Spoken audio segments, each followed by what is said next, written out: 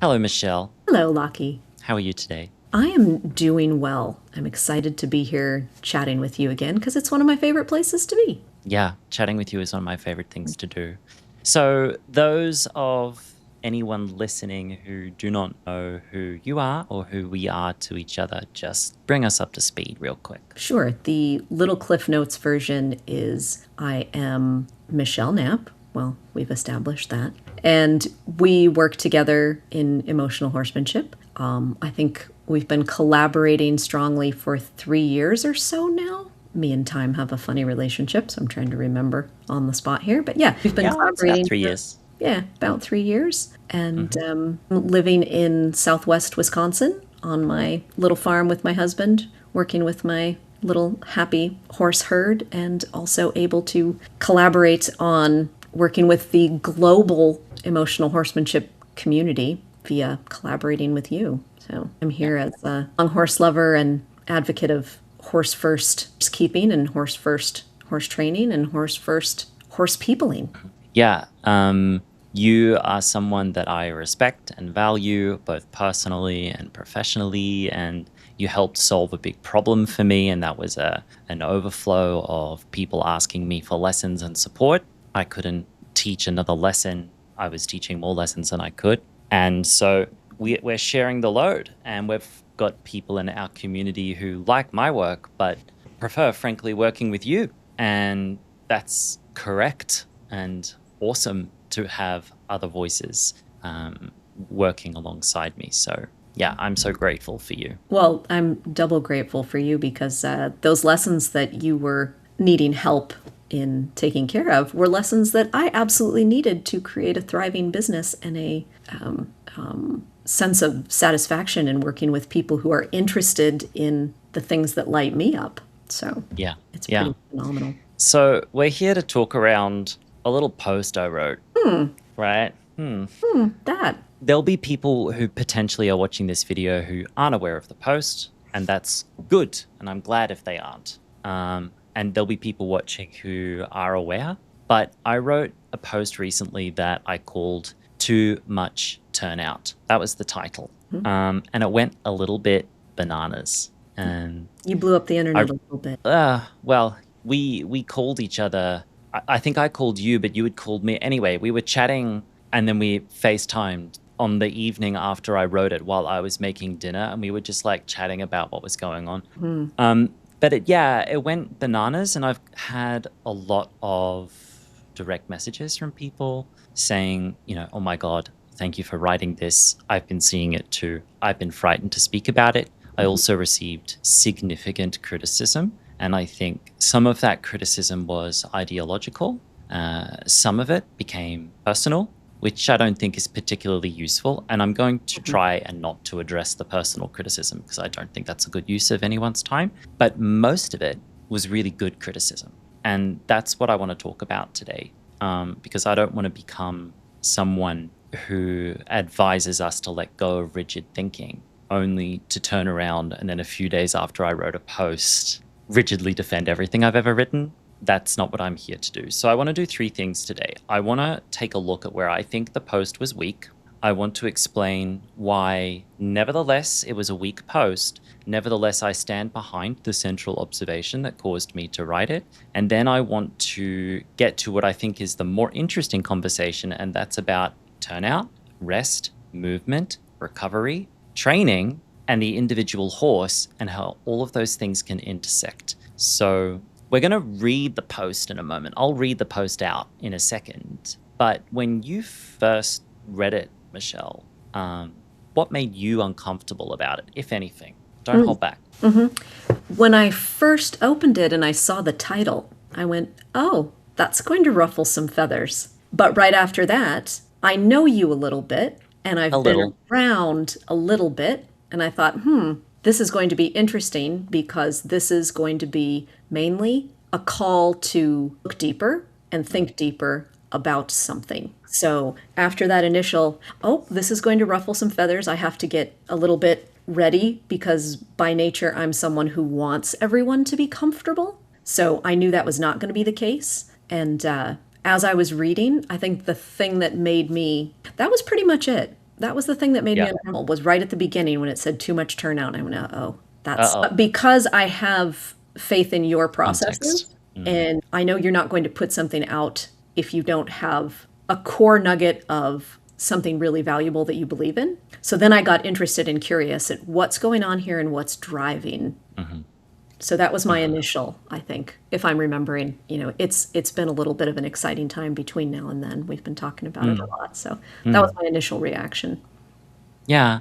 When I went ahead and wrote the post, I was in the middle of a creative process. I'm simultaneously writing my first book and also creating a new group coaching program that's being launched in about a month. And one of the focus subjects in the group coaching program is the issue of teaching horses how to move forward without sticks, without whips, without excessive reinforcement, just to show them the benefit of movement. And having studied this across a large caseload of clients now, you and I together, we often come across this as a big hurdle for a lot of horses. Horses that when you ask quietly, just find it really hard to go. And when you optimize your aids, they still find it hard to go. And so I'm trying to look at this subject like a scientist or like a nerd. I'm trying to look at the subject of the horse who struggles to move.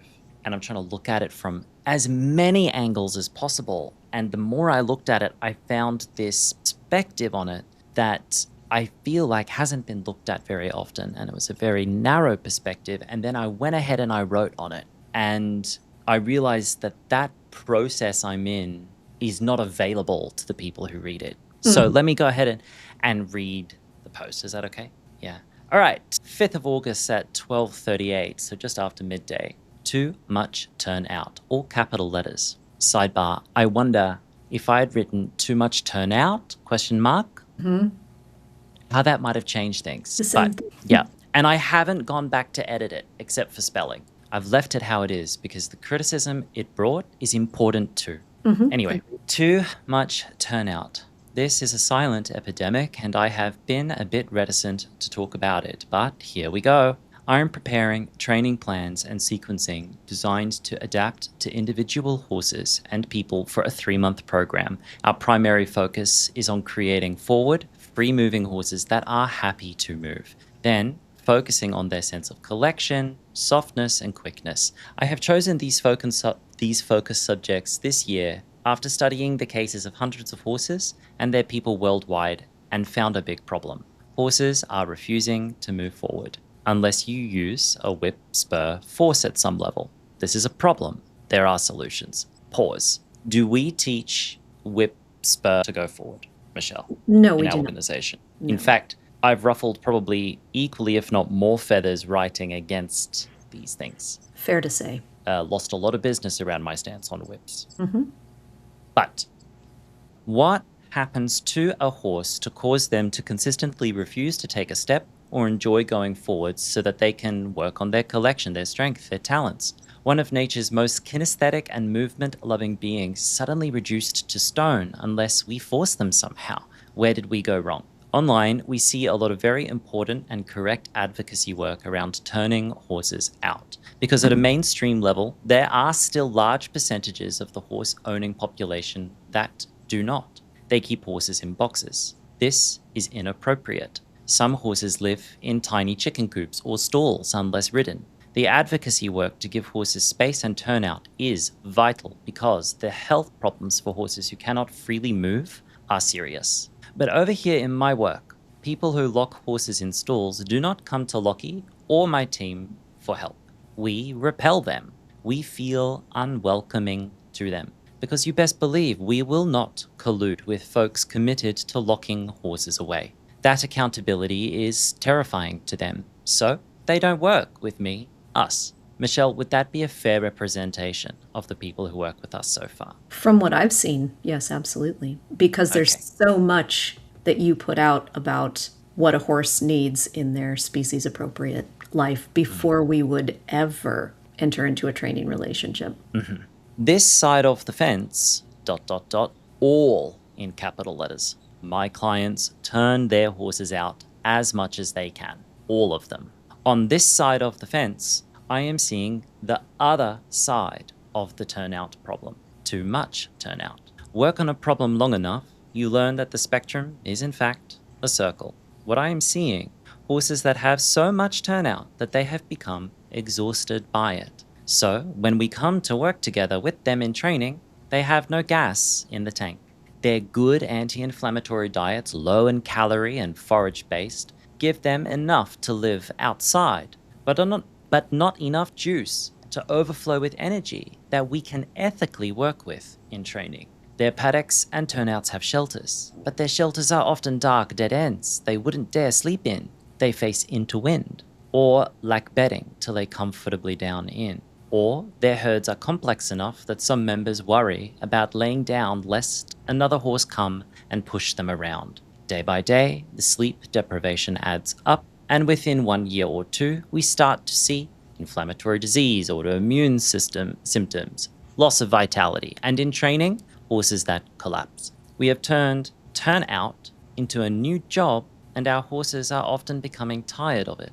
Natural horsekeeping dogma pontificates against rugs and espouses the wonder of a horse's natural coat, which is true. And yet, I so frequently see horses wind tired or limb cold or stiff bodied from bracing against rain in the winter. When I recommend rugs, sometimes I am seen as a traitor to the natural horsekeeping movement, as if providing additional support is anthropomorphic. And yet, with my own horses, some of them need rugs all year. Some need almost none. Almost. And if I want my horses to have energy to train and create movement with me, rugging them in hard weather or against bugs helps them have the physical and mental capacity to give. Horses cannot pour from an empty or draining cup. This is not a 100% rule. Generally, horses living in turnout are happier and healthier than horses that do not. I am just saying that from where I am standing, some of us have over and our horses. Hooves too.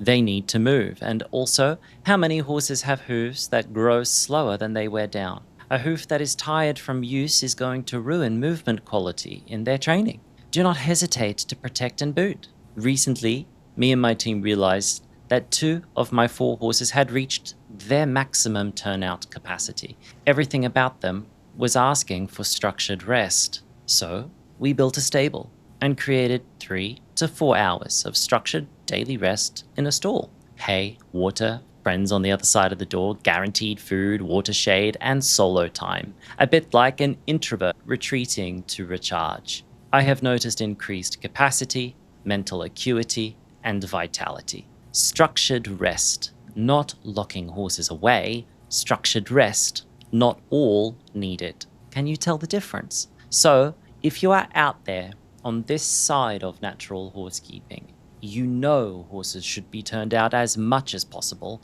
but you suspect your horse is overexposed. I want to validate you. You're probably right. The things us naturalists have tried to demonize are now actually your best strategies to offering your horse support so their cup can overflow with well-being. Again, rugging, booting, extra energetic feed, turn in, time out, social rest without social isolation, more consistent schedule, removal from weather, better bedding, better shelter, protection from elements. These things are only inappropriate if overdone, the same way natural keeping can be overdone.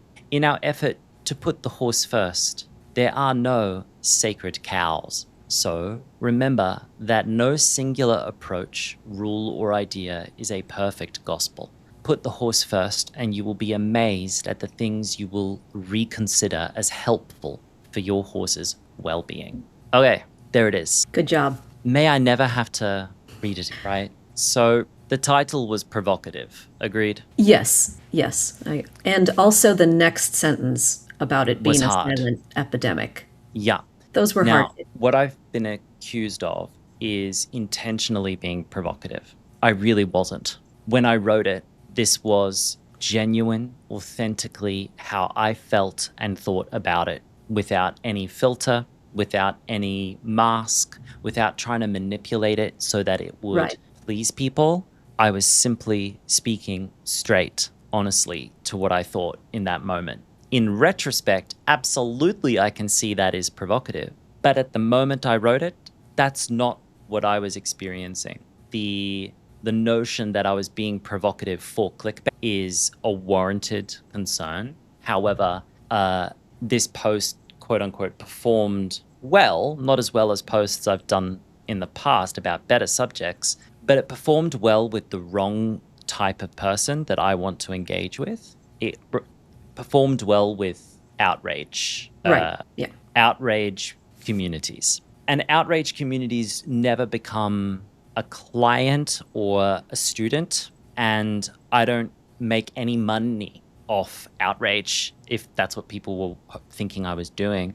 And actually, the post completely crashed the algorithm on my social media because the outrage community came in and reported my page, and I'm currently under a shadow ban for writing this post. So actually, this post was terrible for business, terrible for the algorithm. Now, I have a bunch of people who were signing up for this program anyway, and the signups have continued with a little bit of a intake, a little bit of a pause, and then the signups continued. But it was not good for my algorithm. It was not good for community growth. It was not good for business growth. None of that accusation that I was doing it for that is founded, because that's not what's happening and it's not what I was doing it for. But I can see, absolutely, I can empathize with that point of view.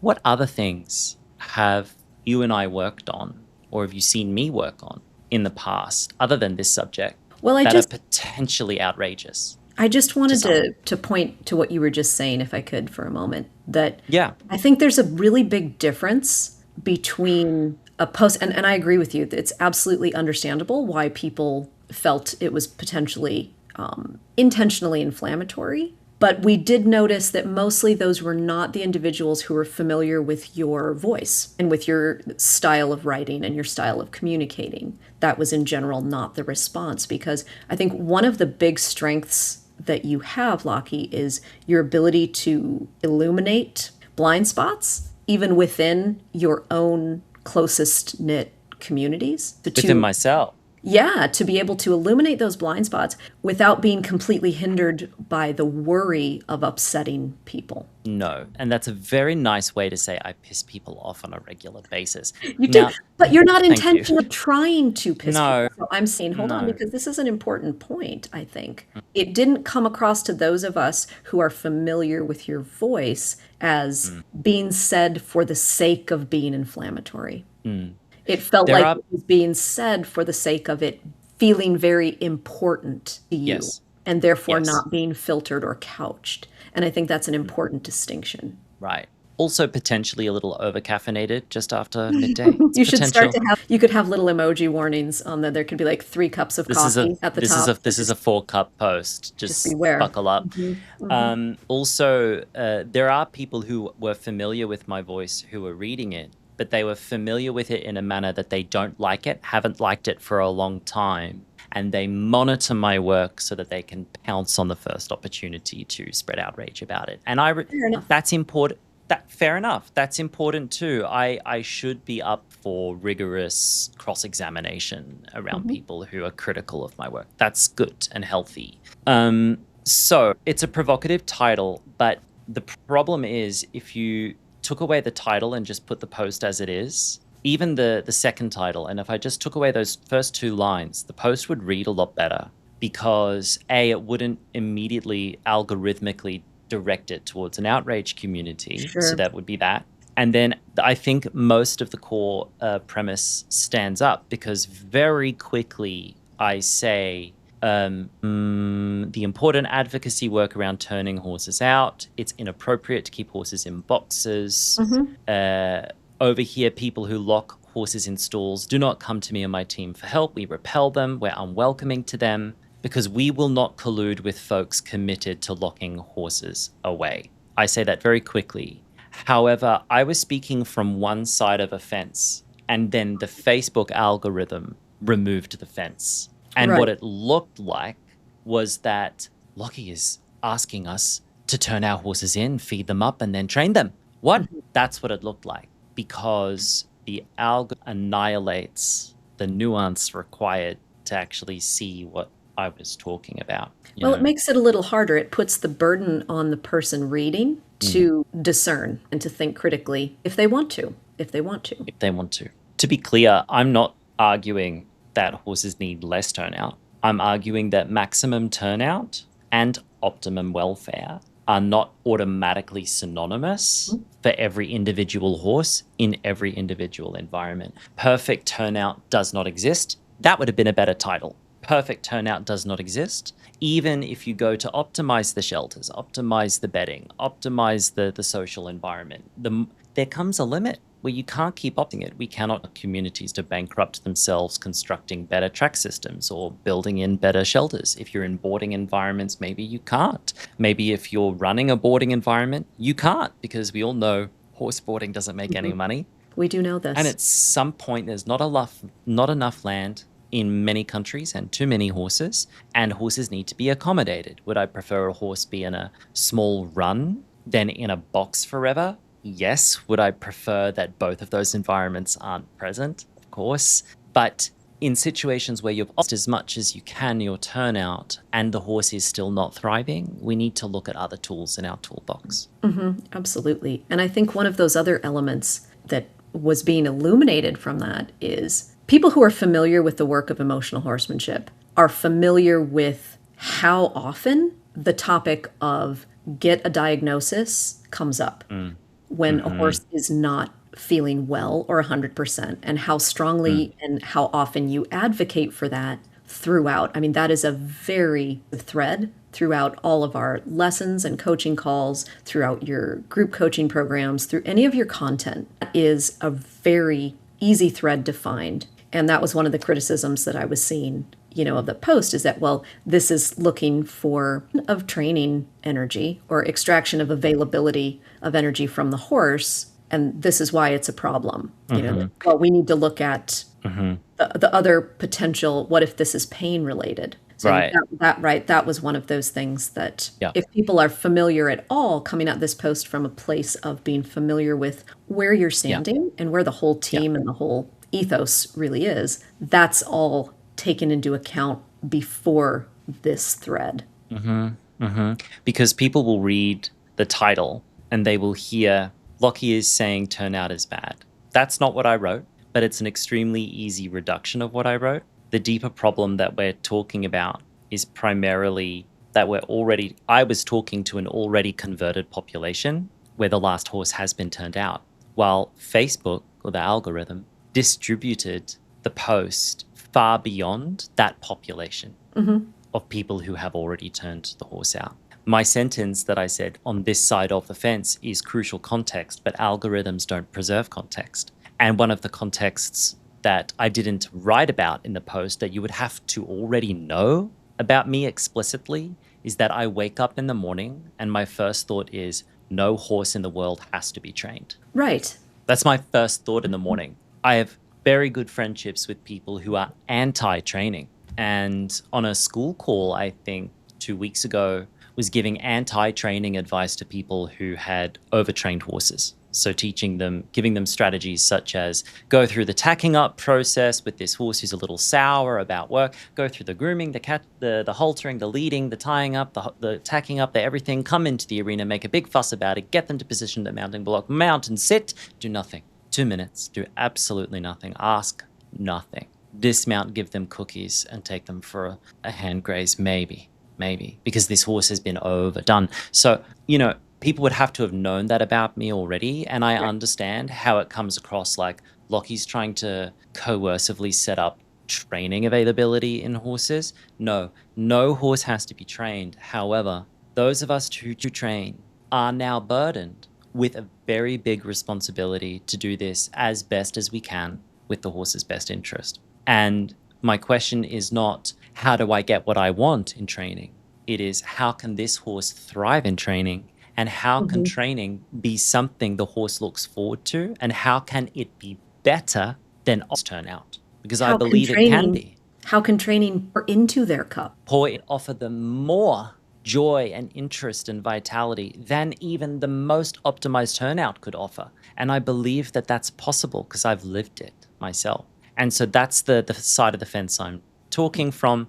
the algorithm of the fence and spread the post far beyond our communities. So that's where the post was weak. Also, there were several claims that I made that were stronger than the evidence that I presented. And this is a very legitimate vulnerability in the post, and it's an area I need to be less careless about. I went from professional observations based on large caseload, very large caseload. Believe me, you and I are working very hard on the size of my caseload. I need my caseload to just let me breathe. It's been several years of a case. Okay. So we went from observations based on my professional caseload about inadequate rest, weather exposure, low vitality, into potential medical statements such as inflammatory disease, autoimmune symptoms, sleep deprivation, limb cold, Yes. whatever that means, hoof fatigue, diet, unavailable training energy. These are reasonable hypotheses or observations from my professional caseload and my professional experience, which is what I was writing about. However, the post itself, because of the way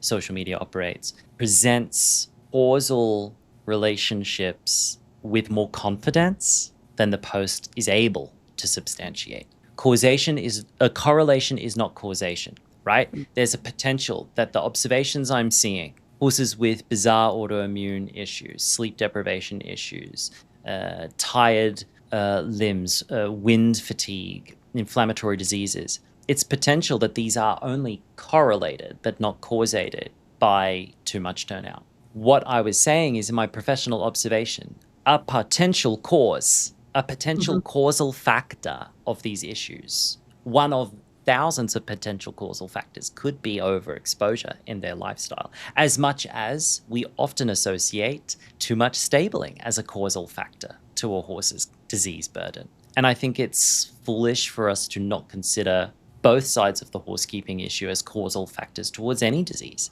And I think we don't talk about that. However, the problem with the post is that it presented it as evidence when in fact it was just me making a professional observation. And that's making me liable to those in our community who are very rigidly scientifically minded, and we need them. A scientifically minded critic would be able to very quickly attack the medical claims, unfairly or otherwise, and use that to discredit my wider body of work. So my position is actually, I am observing this pattern repeatedly in my client population. My position is not X causes Y. That's an important distinction. Right?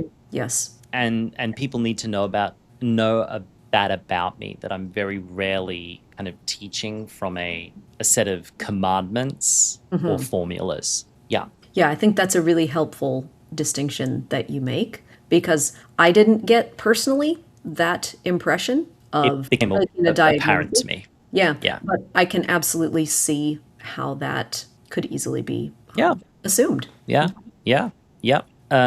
Also, the post challenges practices that have become markers of morality. Yes. And that's difficult for people. And I could do better to appreciate, in this difficult era we live in, that those markers of morality are really important to certain people. They're not to me, because I get my morality somewhere else. And I don't need to quantify that here now to anyone, right? But I need to appreciate that for some people, their practices, what they do, is who they are. And I had that discussion with Remy Burley on the podcast. He said, as a behaviorist, who I am is what I do. And what I do is who I am. That the identity is totally linked there.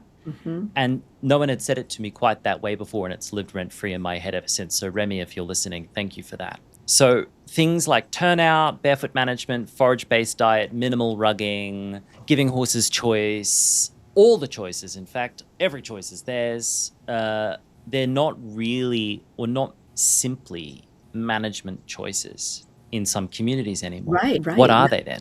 If they're not just a management choice, it becomes an expression of personal identity. Right. So when a horse management choice becomes an expression of personal identity, when you see someone challenge that management choice, then it's absolutely easily interpreted as a personal attack. Yep. Or at least as a potential pitfall in or your armor of your own personal identity. Well, it actually directly criticizes their sense of identity and their sense of community. And so they will defend who they Absolutely. are in their community. They will close ranks. Yeah. And so I'm not surprised to see that occurring. I wish it wasn't the case.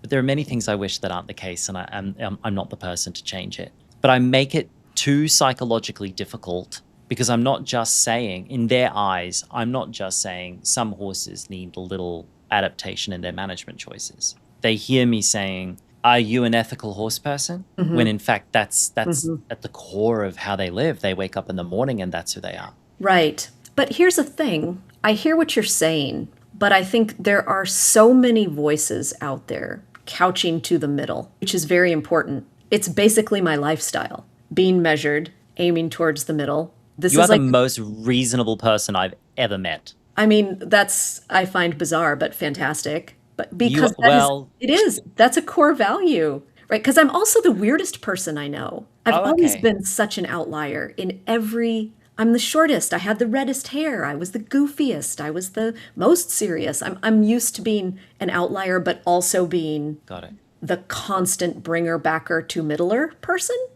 Okay. So that's always where I'm just always going to do that. Therefore, because I'm also a very introspective person, I can see the downside to that. And so, yes, for me, if I were going to write your post, it would look very different. But guess what Mm. it would not do? It would not provoke meaningful, needle moving discussion outside of the circle of 10 people that are comfortable with how I say things. So, should you have made this more palatable? If you wanted it to be more palatable, then yes. But not everybody likes spicy curry, so don't order it. What I would have liked to have done is shape it so that it can have maximum impact, but survive being read by the outrage community. Sure.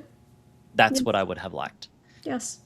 It needed it went viral amongst the outrage community because the post had no immunity for them. So they got a virus from it.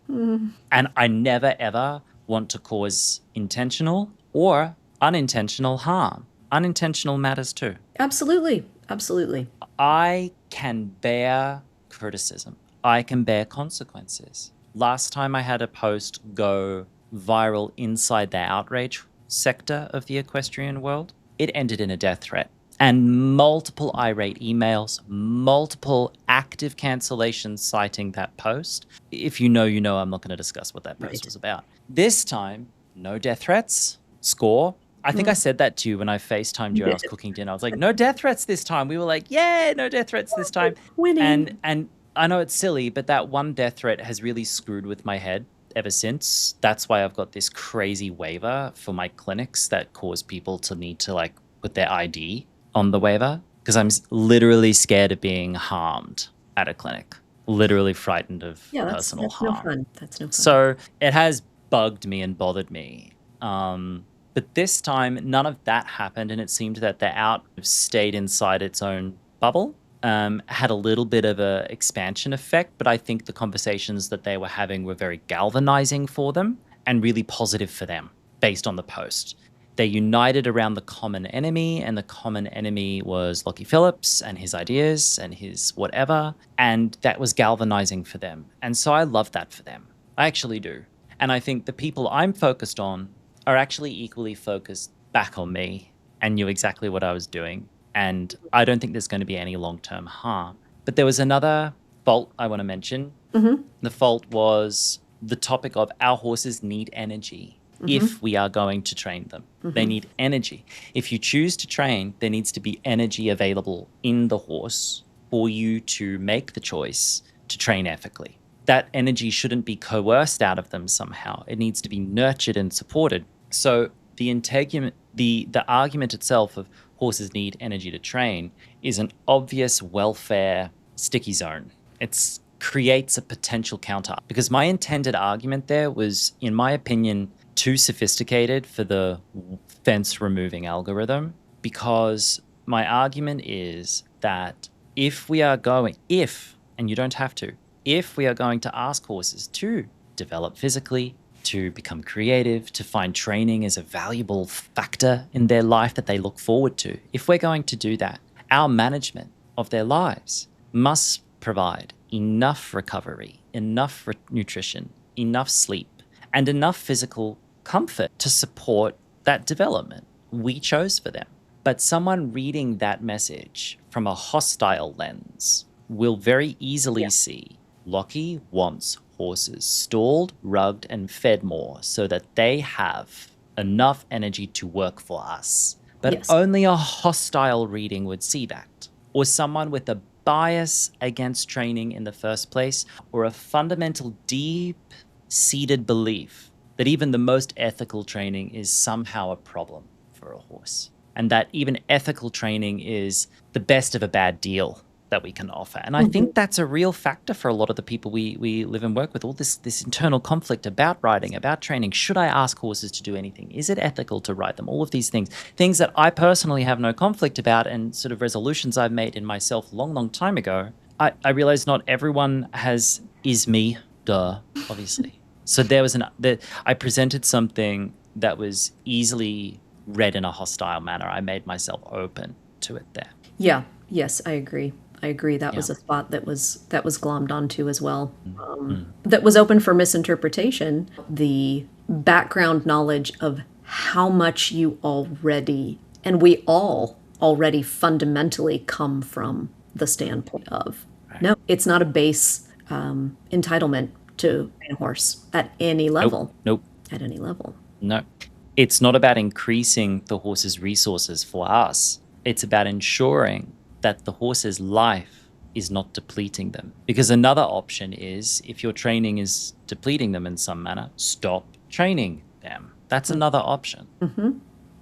Right? And I often advise, I've been at situations in clinics where people have asked a question, they've set up the question, they've explained the problem, explained what they're doing. And my answer was, yeah, it sounds like we need to stop doing that. In fact, that's a post that's ruffled feathers. I've written a post like, just stop it. I wrote a post ages ago. Yeah. It's like all this discussion about what should I do instead? What should I do instead? And my answer is just stop all of it. Right. That's another post that's ruffled feathers. I mean, you could say the occasional feather ruffle is somewhat on brand. Well, But- gross. It's a gross thing to say, Brand, but like, it's name one movement in history where positive change occurred and no one got pissed off in the process. Well, that's what I was going to say. But Right. if we're here to make ourselves only comfortable, we're probably missing out on what's optimal for the horse. I understand the need for comfort. The world is burning. Absolutely. The world is burning. Well, that's even a need And- for safety. Yeah, and I understand that the dangerous aspects of the work we're doing is not going to be palatable to people who are looking for safety, period. I understand that. Also, the post criticizes a culture rather than simply examining a management problem, and that's always a little tricky. When I said things like natural horsekeeping dogma pontificates, put those in one sentence, quote unquote, traitor to the natural horsekeeping movement. Things us naturalists have tried to demonize, these things I wrote. The fact is, I remember being at my institute in Poland where I got my horse riding instructor's license and trainer's license. I remember all the clients had gone home, and we had several transitional clients there that weekend whose horses lived in a traditional box with small paddock setting. And those horses had come for the weekend and they struggled in this wide open spaces arrangement that my school had set up. We had a fleet of bridleless school horses and everyone was outside on a forage-based diet in Poland with snow up to their hocks, no rugs. That's where I came from. And all of us at that school were rock solid convinced we were right.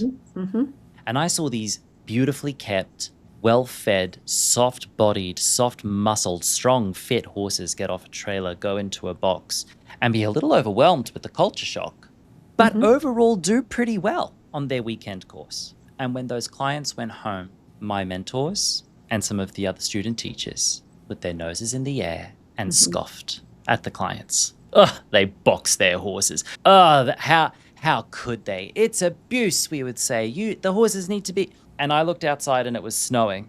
And there were 2 or 3 horses in the herd that looked absolutely miserable. And I remember quietly thinking to myself, I wish I could give that horse a real option. because we've made that natural horsekeeping choice for them. So I do criticize cultures where one singular thought has overtaken to the point that we criticize people who are different to us, because I know what it feels like to be criticized for being different. And I will challenge even my friends on their dogma. What does dogma mean to you, Yeah, Michelle? well, and I think that's really an important point to draw out just a little bit, because that was something that I noticed in the post too and went, oh, yeah, this is good, because I personally have been the most dogmatic about the thing I'm very invested in a good handful of times. And each time, like with my learning about natural horsemanship, oh my God, rope halters are the only kind thing to use on a horse. Do you use a web halter? Oh God. Oh, I mean that's so clunky, you know. Oh, and In the whole there. thing, right? I mean, I have been there. That's why I can speak to it, because I've been There's there. also the flip side of it, the people who say, the emails I used to get saying rope halters are abusive. The emails. Absolutely. Oh, yeah. Because dogma is not about the particular thing, it's the vehicle. It's the way of Mm, thinking rigidly. That mm, your side is right. the right. Mm, And this is a very human thing to do. It's a trap to fall into. mm, And I think having felt the personal pain of detaching my own sense of identity from the dogmatic practices I had attached to and enmeshed within, having done that 3 times. And when I say that, people go, oh, yeah, 3 times, no big deal. I'm like, no, I'm talking about literally my sense of identity from a methodology and a practice and a way of thinking. That's a really big deal.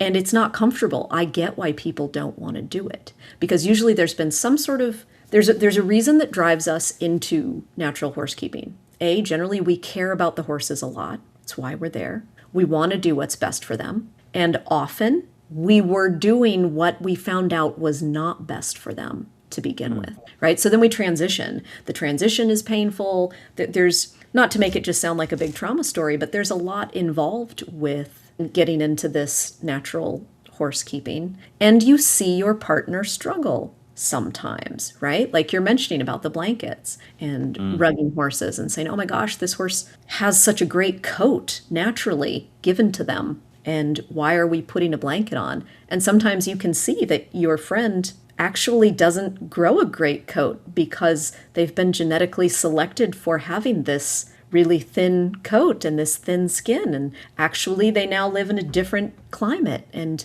maybe they would actually feel better because, anyway. Well, the other side of the question, when I kept my woolly mammoth in a desert and I clipped him, and the messages I would get, why are you clipping him? Why are you clipping Right. him? It's natural to Mhm. leave him how he is, because he stands there in the middle of a winter's day sweating balls. So these conversations Yeah. continue, Yeah. right? So we need to be able to challenge our own deeply held beliefs. Yeah. When horses bring something to us that says, yes, yes, that's great for horse kind, but like, I'm a little cold. But me, I'm Me not as horse the kind. individual. I'm an individual. Yeah. Yeah. Yes. So being able to, excuse me, to zoom out and zoom back in and look at an opinion that ruffles your own feathers and go, what Hang on. about that could be true for me? Right. Right. So I've been on different sides of different fences, like very anti all sorts of horse disciplines. And one of the things that has really helped me move my own needle is going to something like a breed pleasure show that I don't participate in anymore and looking and saying, yeah, I know I wouldn't do that, that, and that. What is working? Why is some of this still happening? What actually is going well in these circumstances? Because I Yep. do guarantee very little in life, but I guarantee you go to any sort of horse related thing, even one that you vehemently disagree with. If you look hard enough, you could be able to find something, even if it's just, wow, the fact that horses don't disavow us as a species. So this is just a little, when you've been Okay. dogma enough yourself in your life and you've had that slapped back in your face by looking at horses as individuals, it becomes easier to step back and go, oh, okay, or even that's just one person's opinion. Scrolling on by. Yeah. Yeah. I understand that rigid frameworks and rigid thinking, rigid rules, there's a comfort in that, because my horses are turned out 24/7 and I've optimized their turnout. They're happy. There's a Mhm. mental economy there, because Mhm. horses are hard animals to keep alive. They're difficult to work with. There's a lot involved.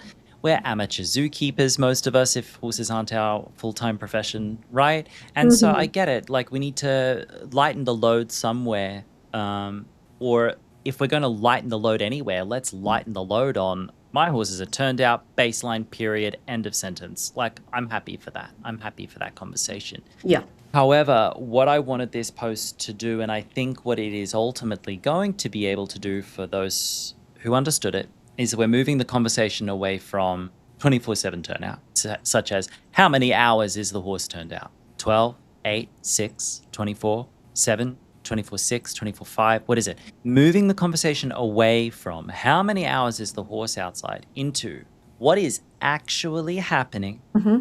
to this individual horse during those hours. At 1 a.m., at 2 a.m., in all seasons, can they sleep? Right. Can they escape the weather?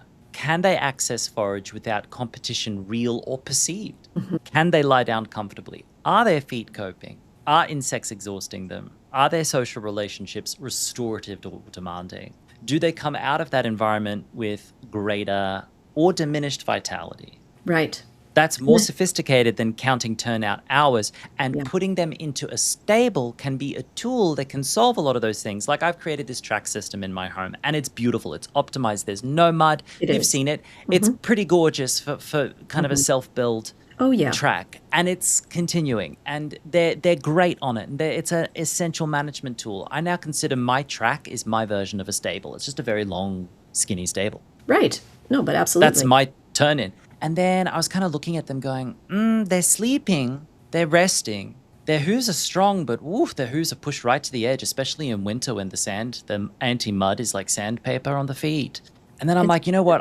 I've got this beautiful like steed mats, these well-drained, soft-step rubber mats that I've got everywhere. And what if I put them here right next to the house? And then what if I like put a roof over it? And then what if I like closed it in from the wind? That would be good. But I put windows so that I could have it open in good weather. Yes, close it in from the wind. And then like let them come in. And then they are coming in. As soon as it was built, they were in there within seconds. They were in Mhm. there. This strange, well-footed, walled, roofed structure close to the house. They would go in there the minute I built it. And then I was like, what if I sometimes put food in there for the ones that maybe looked like they might need a break? And then what if I like closed the door? And what if I like locked it? What would change in my horse's mind if they knew for certain through routine that no one's going to bother them at this time? And I went, Lockie, I'm going to swear now. I said to myself, Lockie, that's fucking stabling, mate. You didn't invent that. That's fucking stabling, mate, Mr. Mhm. Natural Guy. Mhm. I went so far around the circle.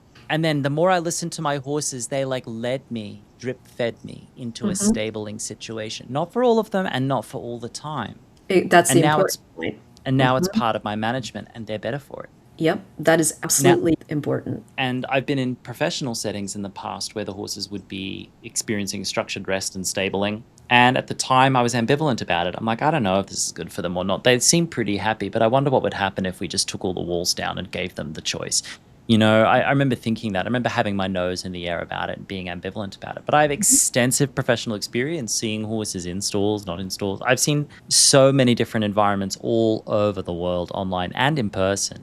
And stabling is a consistent tool that can be used sometimes. Sometimes. And I think one of the really important things that kind of got buried in that post that I think was just a brilliant line is the social rest without social isolation. Isolate. So that's a part of stabling that is often just part and parcel, that they are isolated completely. Or maybe stalls Hmm. are available somewhere, but they are completely isolated. That's not Hmm. restful. No, And that's a no. whole different management tool to be able to provide Yeah, separation yeah. without isolation. Yeah, I swear it's been really a mind-boggling task on my property with its constraints to Hmm. set up all of my shelters so that no matter which shelter an individual horse is in, if they all spread out amongst all the shelters, they all could get a line of sight to each other from every shelter they're in. We put windows in places and put shelters in places and positioned them at Yeah, angles which so is that no amazing. matter where they are, there's a line of sight to another horse at all times if they choose it. Hmm. So if they choose to get out of line of sight, they can. And when they choose to get out of each other's line of sight, I'm noticing it. and I'm taking vitals. I'm like, are you sick? What's going on? Interesting. Because I think that's a really important and very little noticed detail. Some horses really need plenty of time to be out of line of sight. Because remembering, if I mean, because my horses are all 24/7 turnout.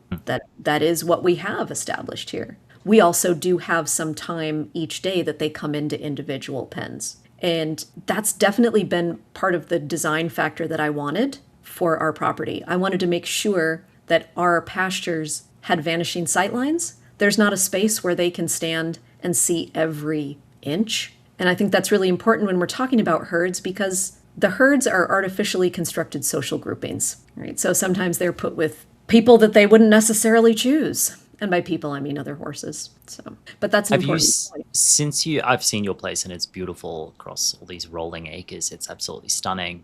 And you put up lots of videos and photos of your horse's environment, and your horses are all doing well, in my opinion. As far as domestic horses go, you've also got experience in track systems, and I know track systems is a buzzword, and let's not spend too much time on it because that's a whole other conversation. But those of us who know, we know the benefits of a track system. It's a perpetual treadmill situation by way of creating a long, skinny paddock around the edges of grass with multiple forage environments, forage stations rather, for horses, and different shared arrangements and free choice everything and enrichment stations and all sorts of things you can do with it. It's a really beautiful way of keeping horses. It's how I choose to keep horses. You've got experience in track systems. Yes. What's the problem with track systems that you've noticed, and why wouldn't you choose it for your own property? Yeah, it's an interesting one because it also, I think it varies wildly and widely by geographic region and what substrate your property is on. So here in the Wisconsin area of the Midwest, there's mud as a possibility all over the place. And I was able to be part of sort of a large experiment of a large scale track boarding place where I got to watch tracks in various stages of population and kind of what happens and what needs to be managed. So I think in order for track systems to work, there needs to be good footing so that it doesn't, turn into a poor footing, tiny lot. And Good footing is very, very, very expensive. expensive. It's going to cost you more than an indoor arena. Ask Yes. me how I know. This is the thing that this is one of the reasons why we don't. Just cost constraints. But in noticing how much movement and the type and quality of movement my horses had when they were on a track system that was very compact versus a pasture situation, I just had my eyes open to, again, this was an area that I held a dogmatic belief, and that was that pastures are bad for horses because sometimes they are. And for some horses, they really are. And yet for some horses, they're really good. So it's currently, when I had my eyes open to the benefits of pasture versus track, I chose that for this next property that we have, well, the current property. But that requires a huge sacrifice on our part because that requires a lot of land, a lot of land. So, we have 23 acres of fenced pasture and we have 8 horses currently here. So, any of these things have constraints. Yep. Because this post, too much turnout, is really a post about constraints and capacity and what creates the push-pull around you and what you've got. And the being that's in the middle of all of this is the horse. And we can't forget that even a 24/7 turnout situation or any horse keeping situation is something we chose for them. We chose that they will have autonomy over all of their choices. What about mental fatigue? Who's ever felt mental fatigue at a menu that's too long? Oh, absolutely. Or who's ever felt mental fatigue just looking at Equestrian World on social media? Hello, these things trickle into our horses. So I wanted to talk about this conversation around capacity, this conversation around constraints. And I really want people to know that I'm not saying natural horsekeeping got everything wrong. I'm saying I am one of those people. We fought for these changes. Me and my clients, my friends, my colleagues, my community, we all implemented those changes. The last horse has been turned out inside my bubble. And now that that's done, I'm noticing that this is happening. I was not trying to pull the conversation back into the past. I was trying to push it into the future. What happens when the last horse has been turned out and the advocacy work there was successful? What do we then need to advocate for? And I think that is a question about, all right, now that we've got turned out as a baseline, the advocacy work is on, how is that horse actually experiencing those hours? And does that work for them? Right. It was an interesting thing. It was an interesting thing. Well, I think it sparked a lot of good discussion. I hope so. And I hope it did. I'm undeterred. You know, my feeling about all of this in the background, you know that feeling when you stock your hay barn, That's a good feeling. the sleep you get when the hay barn's full, and it's well locked and it's clean and dry and tidy and all the hay is cleaned up. That's how I feel in my work every day. The hay barn is full. So I'm having these sort of conversations based on that place. I'm glad I wrote it. Wouldn't write it the same way again. Learned a lot. And I think as we are the kind of experimentation generation for having tech fully integrated with our lives, Yeah. we're going to see in the short term diminishing returns upon human interaction and human tribalism and behavior in an online space. So as people who are in the online space, we're just going to have to gird our loins, buckle our seatbelts, and be quite galvanized about how we present ideas in this space, because we're about 50 years out from actually getting a handle on this technology as a culture and actually culturally kind of controlling our behavior in the online outrage space. So we're about 50 years away from that, and I need to don't forget that. Don't forget. Don't forget that. You're optimistic. Michelle, thanks for being with me today. I want to be respectful of your time. You need to go. True. Thank you so much for inviting me to be able to discuss this with you, and for being so candid as you always are, honestly, about these things moving forward. Thanks for letting me hash it out with you. Have a good day. Let me know how the lessons go. You've My got a pleasure. mentorship now. I do. Lucky me. Cool. Say hello to them for me. I will. All right. Take care. Bye-bye. Now, how do I stop? There we go. Thanks.